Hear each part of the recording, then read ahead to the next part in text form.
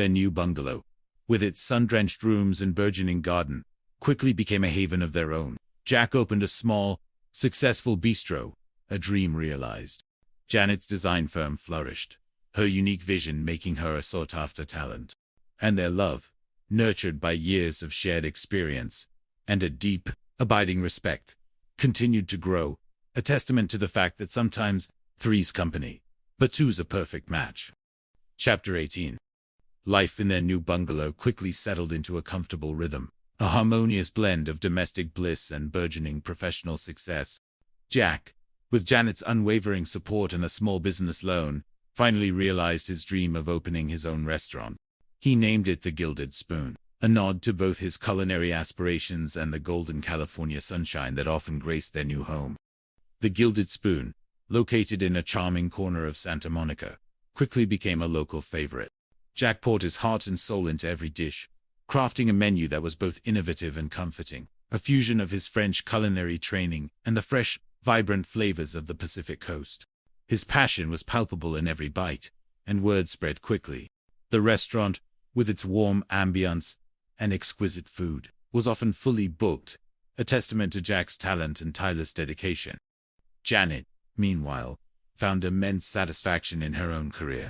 Her role at Sterling and Albright Design expanded, and she soon found herself leading major projects, transforming spaces with her keen eye for detail and her unique blend of modern elegance and warmth. The studio in their bungalow became her sanctuary, a creative hub where she could bring her visions to life. She loved coming home to the scent of Jack's latest culinary experiment, a comforting aroma that always reminded her of their shared journey. Their evenings were a cherished ritual. After long days at their respective careers, they would meet back at the bungalow, sharing stories, laughter, and often a delicious meal prepared by Jack. They talked about their triumphs and challenges, offering each other advice, encouragement, and the unwavering support that had become the bedrock of their marriage. One evening, as Jack was preparing a new dish for the Gilded Spoon, Janet walked into the kitchen, a thoughtful expression on her face. "Jack, I've been thinking," she began, leaning against the counter. "My firm is expanding, and there's an opportunity to open a satellite office in downtown LA. It would be a big step, a lot more responsibility, but also a chance to really make my mark." Jack paused, turning from the stove. "That's incredible, Jan. A satellite office. That's huge." "It is," she agreed, "but it would mean longer hours, and more time away from here. From you." A hint of worry crept into her voice. Jack walked over to her, taking her hands in his. "Janet, you are an incredibly talented designer. This is your dream. You have to take this opportunity. We'll make it work. We always do, don't we? We'll find new ways to connect, to make time for each other. I'll bring you dinner at the office. You can come watch me cook in the evenings. We're a team, remember?" His unwavering support, his immediate belief in her, filled her with a profound sense of gratitude and love. This was what she cherished most about Jack, his ability to always put her dreams first, to encourage her to soar, even if it meant a temporary adjustment to their routines. "Thank you, Jack," she said softly, leaning her head on his shoulder. "That means the world to me." "Anything for my brilliant wife," he whispered, kissing the top of her head. "Now, about this new recipe, I need your artistic eye. What do you think about a splash of passion fruit with the seared duck?" Janet laughed, the worry easing from her shoulders. "Passion fruit and duck, only you, Jack. But yes, I think it could be a stroke of genius." Their lives were no longer defined by the shared walls of a small apartment and the constant struggle for rent.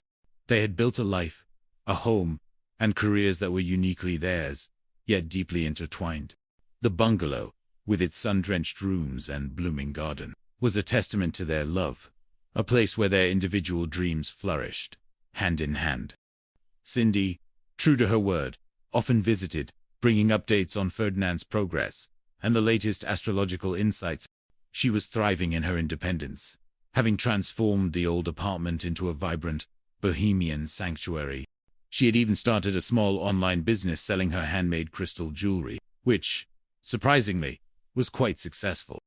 Larry and Jennifer, too, remained a part of their lives, their own relationship having found a comfortable, if still somewhat unpredictable, equilibrium. Larry continued to offer his wisdom, often claiming credit for Jack and Janet's success, while Jennifer, now a successful real estate agent, simply rolled her eyes good-naturedly. One quiet Sunday morning, as Jack and Janet sat in their garden, sipping coffee and reading the newspaper, Janet leaned over and kissed Jack's cheek.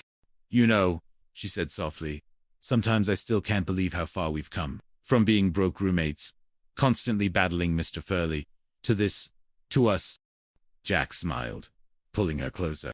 "Me neither, Jan, but I wouldn't trade a single moment of it. Every struggle, every laugh, every oink, oink, and meow meow led us right here, to our own little piece of paradise."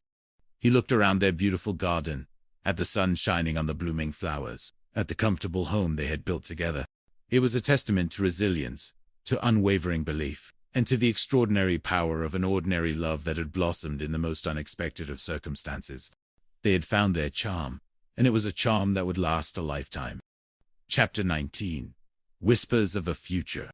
The success of the Gilded Spoon, and Janet's rising star, its sterling and Albright design, brought a new level of stability and fulfillment to their lives.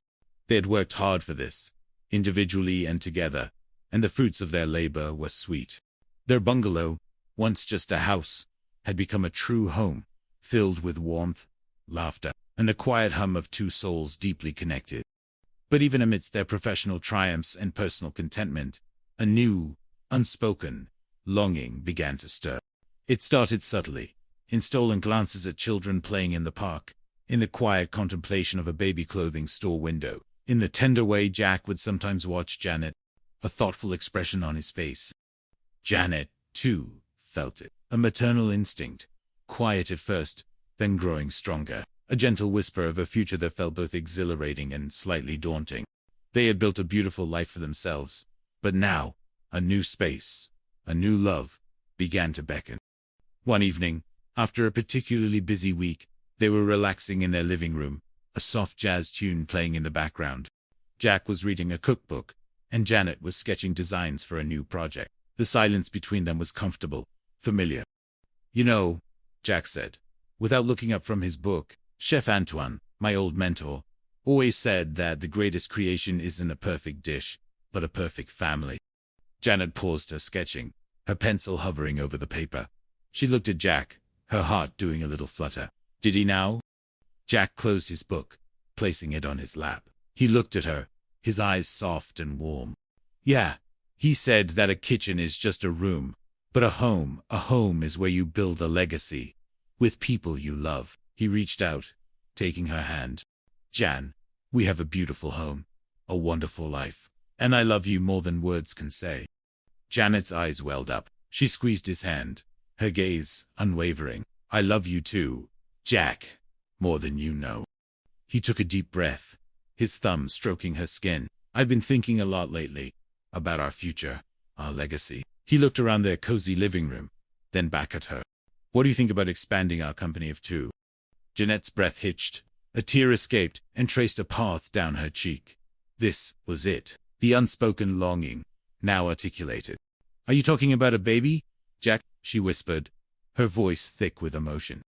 He nodded, a hopeful, slightly nervous smile on his face. "Yeah, Jen, I am. I think it's time, if you want to, of course." Janet didn't hesitate. She threw her arms around him, burying her face in his shoulder. "Oh, Jack, yes, more than anything. I've been dreaming about it, but I was afraid to say anything, afraid to jinx it, afraid you wouldn't want to." Jack held her close, a profound sense of happiness washing over him. "Afraid, Jan, you're going to be an incredible mother, and I want to be a father. With you, we'll make the best little chef or designer this world has ever seen." They sat there for a long time, holding each other, dreaming of a future that now included a new, precious life. The bungalow, once perfect for two, now felt ready to embrace a new addition, a new chapter in their ever-unfolding story. The news was met with immense joy from their friends and family. Cindy, of course, was ecstatic. She immediately began researching prenatal crystotherapy and offered to design the baby's nursery based on its astrological chart. Larry, surprisingly, was genuinely touched, promising to be the coolest uncle ever. Even Mr. Furley, After a few gruff comments about the natural progression of scandalous relationships, sent a small, handmade baby blanket, a rare gesture of genuine warmth. The pregnancy was a journey of shared excitement and tender anticipation. Jack, ever the caregiver, doted on Janet, preparing nutritious meals and ensuring she was comfortable.